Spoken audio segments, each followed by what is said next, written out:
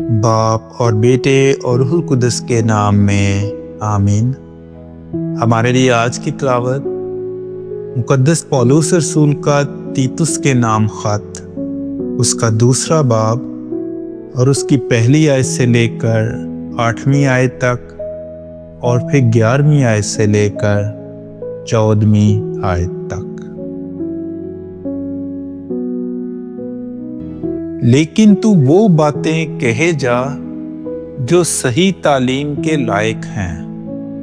یعنی یہ کہ بوڑھے مرد پرہیزگار، سنجیدہ اور عاقل ہوں، اور ایمان اور محبت اور صبر میں صحیح ہوں، اور یہ کہ بوڑھی عورتیں اسی طرح پاک وضع ہوں، نہ کہ مفتری یا زیادہ مے نوشی میں مبتلا، بلکہ نیک باتیں سکھانے والی ہوں،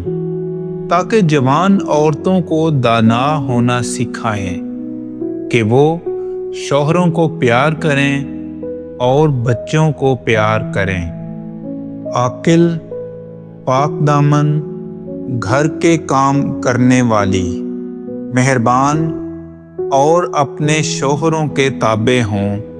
تاکہ خدا کے کلام کی بدنامی نہ ہو۔ نوجوانوں کو اسی طرح نصیحت کر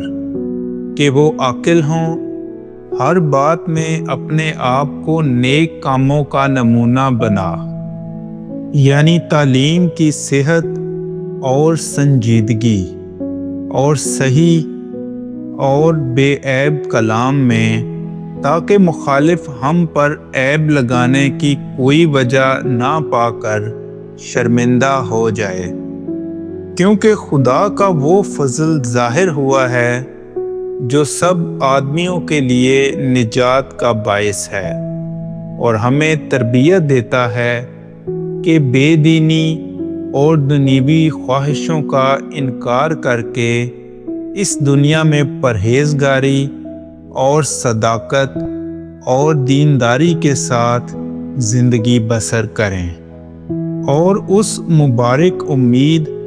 یعنی اپنے عظیم خدا اور بچانے والے مسیح یسوع کے جلال کے ظہور کے منتظر ہوں،